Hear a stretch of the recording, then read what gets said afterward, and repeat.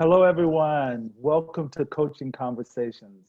I am so excited today because I have the opportunity to interview my dear friend and colleague, Sabrina Sassi. Sabrina, welcome to the show. Thank you. Thank you. Hello, David, and thank you for having me. And I'm so Uh, excited as well I've having been this waiting time for this together. for a long time to have the opportunity to get to know you and for the folks out there to get to know you as well. So let's kick it off by first telling us a little bit about yourself. Who is Sabrina Sassi? Or Sassi? Let me say it right. Saucy, yeah. Sassi. I love it when you say it. It's cute. It's like so. Hello, everyone. So Sabrina Sassi is so I live on the island Mallorca in Spain already for I think 14 years, which is quite Long long. time. Yeah. Yeah. Yeah. Sometimes you're not aware of it. It's a beautiful place. Can't complain. So Hmm. here with my husband. Hmm. I'm originally from Belgium, small tiny Yeah. country. Actually, I have no idea. Have you been to Belgium, David? I have, yes, to Brussels a couple of three times actually. Yes. Oh, nice. There, you don't often Hmm. hear people, knowing or being to Belgium. Yeah. Everybody wants to go to Amsterdam or Paris. They kind of Right. forget Belgium. Right. No, what I So, remember about Brussels is Le Grand Place. Elle est Yeah. magnifique. Oui, Yeah. elle est magnifique. And I hope you had enough chocolate as well. Like you Oh, cannot yes, yes, yes, yes, divine. yes. Let's stop. David and I, we love talking about food as well. Sorry. I know, So really. let's back to We digress. yeah. So So, born and raised and grew up in Belgium, near mhm, Bruges, actually. So the Flemish uh, part. And I come from a family that from diverse Mediterranean cultures. So I grew up speaking a lot of languages, growing up in oh, different cultures and religion. And so always, moving a little bit around and yeah, traveling right. has been an important part of my life. And all the way to stop on the island of Mallorca. Well, I want to And grab a question out of there that I have about what you just said about the languages. I'm fascinated by the number of languages you speak. What languages do you speak? so I speak French, Flemish, Arabic, Spanish, English, and conversational German. And I am Wow. dying to learn Italian. Wow, it's amazing. So, and how many languages of those languages do you coach? Well, I could, Flemish, so Flemish, Dutch, French, English, and Spanish. Wow, that's Yeah, it is. incredible. That's an Thank incredible you. ability to be, especially to be able to coach in those languages as well. Yeah, I it took a while to find the confidence to do it Hmm. Hmm. because when you're trained in English Right. and my husband is Scottish, Hmm. so I speak English all the time. You know, being in the expat community, English is quite Right. big. So to find the confidence to do it was Hmm. interesting. But once you do it, and also for the client to speak their own mother tongue, it makes a huge difference. It Right. does. Right. So yeah, I was like, well, this is a gift. So Yeah. let's use it. I'm fascinated by that. I really am, your ability to do that.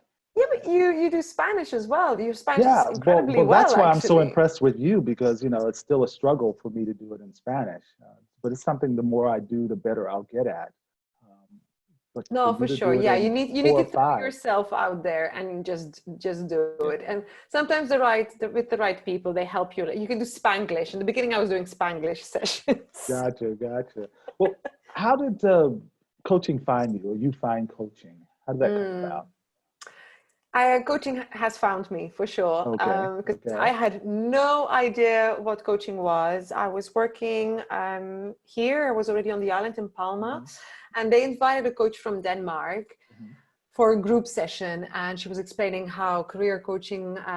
She was a career coach, and Right, so I had the time quickly because I was managing, the place. I right. went upstairs, had the chance to be in the class in the Hmm. workshop, and I have no idea what happened, David. But it was just that moment of like, oh my God, like home, like you come home, or it feels supernatural, and Right. the dynamic, the asking the questions, allowing people to reflect.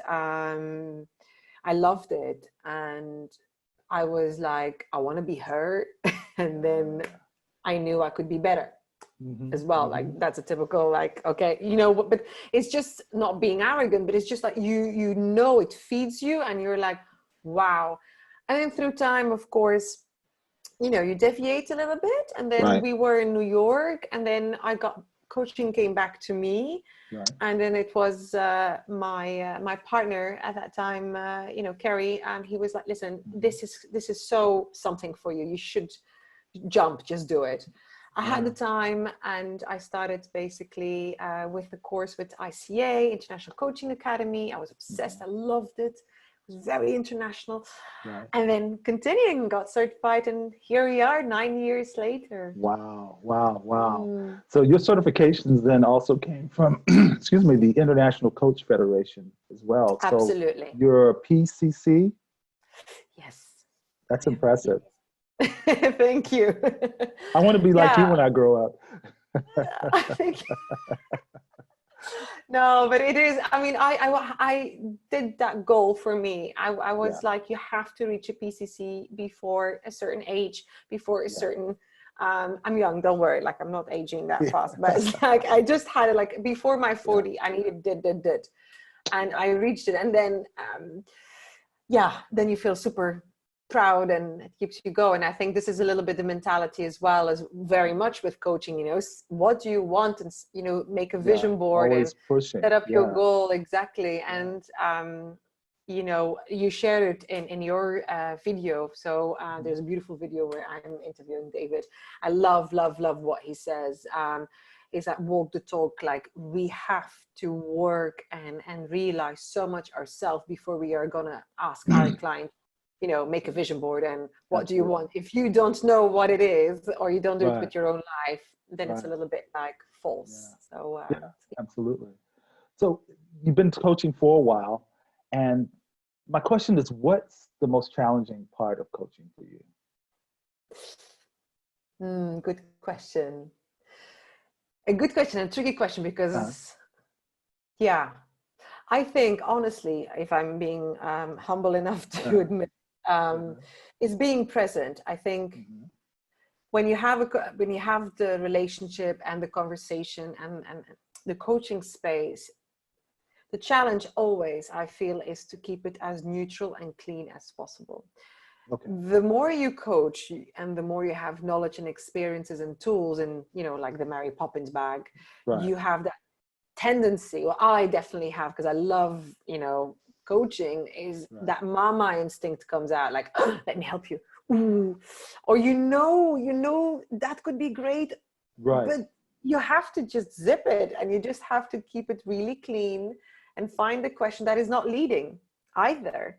So, allow just the clients to find their own answers, because that's the magic of coaching. So sometimes I feel like I have, finding that clean space, and that is, preparing yourself before the session, making sure everything is calm within yourself, because you can't bring your own thing. And I think it's something that it develops through experience and the years. But I do see that even when I know more, you still have to be like, this is not now, Sabrina, this is not about you. So I think this is still, with moments, a challenge for sure. Yeah, I get that. I so get that. I'm sure a lot of people can relate to that as well. What makes you feel inspired? Oh, wow. Or who? Yeah. Well, I love that question. And it makes, I think often about it sometimes, like, how can I pinpoint it down? I think people that have an incredible courage, their story is a story that it's like the hero in a way. They have battled, they didn't have everything aligned, the misfits, the people that had to fight to be heard, to be seen, to be accepted, but also to love themselves, to allow themselves to, to grow and to be these stories, these people that just, for me, are, it could be anything, a business person, an athlete, a mother, but they just changed the odds of their life. They have said, I am not, keep with this. I'm going to change my life. I'm going to create my dream and my destiny. And they inspire me. Well, who comes to mind? Anybody in particular who fits that description? Well, it is a big lady out there, obviously, but Oprah Winfrey.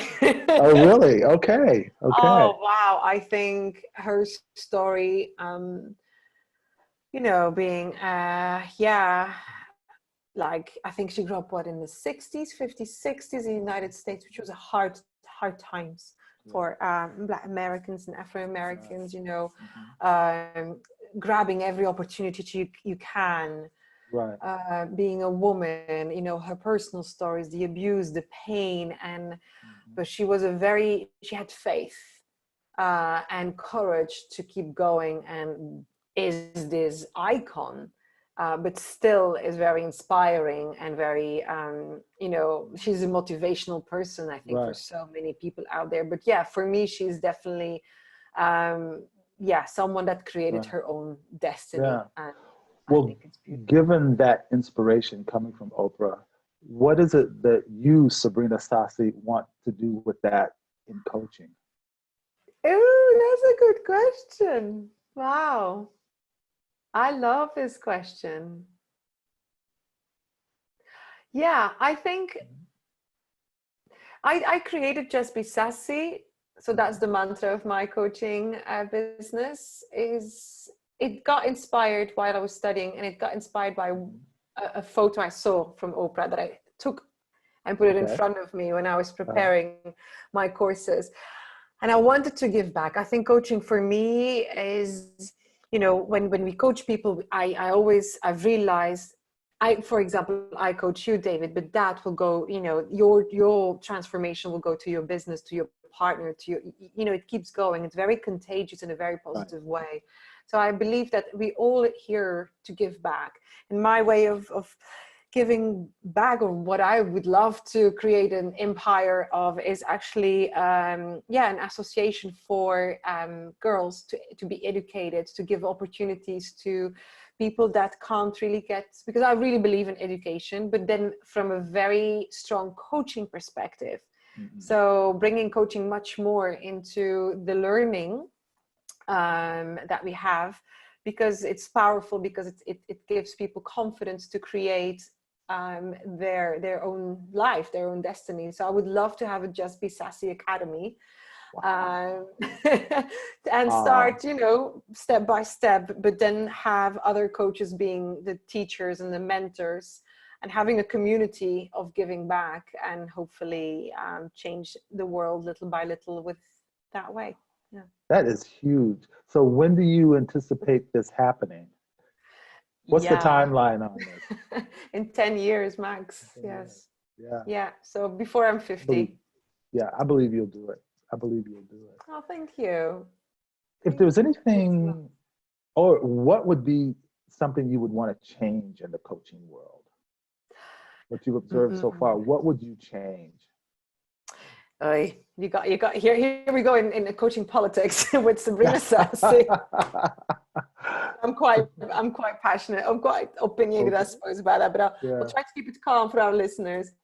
No, let me say that the certifications of coaches, I think, David, you've invested your time, you invested your, financially, emotionally, time-wise, to make sure you are, trained with the best. Great mentors, great coaches, and under, the ICF, the International Coaching Federation. For me, this is important. When I made my choice to do over 160 hours of training, to become a PCC, that means Yeah. over 500 hours of, coaching and getting tested and this and that, was to follow ethics and, values under a federation that protects us, but the clients. And I think there is not enough of that. And the ICF is doing a great job in trying to regulate it, very much actually. But there are so many coaches out there that I would say we have a responsibility towards our clients' lives, business, health. They come to us with vulnerability. And I think we have to have a code of ethics. We have to have guidelines, and we have to be controlled as well, to make sure we maintain the standard of quality. and responsibilities. So it's a stream of both ways. And I would, please listeners, recommend you, if you feel like you want to work with a coach, take 5 minutes of your time to also check how the difference between a certified coach through the International Coaching Federation, just to understand why, the quality is there. And because I think it's important. I don't know how you feel about it, David, but I think, yeah, it's something I value very, very much. The same way if, you would go to a yoga instructor or a massage therapist, if they went for, a course online for a day or two, and suddenly, starting touching your body and cracking you're like, right. or someone that has, dedicated some more time to it. For me, it's the same. It's quality of the delivery and responsibilities. No, I absolutely agree with you. And that's a huge discussion among the profession right now. Yes, very Absolutely. much. We had it in Prague as well, is it? Like, yeah, very much about how we, can offer the quality and the potential coaching really has. yeah. So it's finding that thin line. But so that's. Yeah. Well, thank you for bringing that up, because that's a really important issue. So I appreciate that. Thank you. One potentially last question is this: how do you unwind? How do you work through the stress of the work? Well, before confinement, Right. so for me it was a social life in a way. Like we have some good friends here, and we always make an effort on Thursday or Friday. We have a lot of friends that are entrepreneurs as well, parents, and so we make an effort to come together, just like we call it, like the after work drink without talking about work. And of course, in Spain, the culture, sitting outside, having a nice glass of wine, it's nice, but also just spending time with friends, because they are a bit our family here. And, I love cooking. So having, preparing some dishes, making a barbecue, coming together to their house or ours is something that is really important to me, and, gives me positive energy. But then on a quiet side, and believe me or not, I am actually quite a big introvert. I need No, I time find that alone. hard to believe. I I find that very know, hard to believe. but it is. Every test I do is I am always an I. And it's true. I need a lot of time on my own. So I love writing, I love journaling, and I love meditation. Walking as well along the beach here in Mallorca is beautiful. And these are things that, I try to follow what I need to do. Like, I try not to, if it's a day waking up and I really want to have the quietness, it will be meditation. If it's a day like, okay, let's put some nice funky music and walk for 3 hours, along the beach and come back and let it out, it will be that. But these would be, what I love the most is just meditating, walking, and I think maintaining good, healthy friendship, and cooking is, and a glass of wine is never too much. Very important. Very important. Wow, I wish we could just keep talking on and on, because it's just Me so too. It's so fascinating hearing nice. about your background. But the great thing about those people who are interested in our channel coming back and visiting with us, they'll have many more opportunities to learn so much more from you and from your experience of being such a great coach. So we appreciate you sharing with us today. To the folks out there, if you like what you've seen, please subscribe to our channel. If you look down, you'll see all of our contact information that we'll have there for you. We look forward to getting to know you better, you getting to know us better as we move along in this venture. Again, Absolutely. Sabrina, thank you so much for your time today, and you have a wonderful day. Thank you, David. You too. Thank you. Have a wonderful day. And to all the listeners, thank you for your time, and wishing you a wonderful day too. Talk soon. Bye-bye. Bye-bye.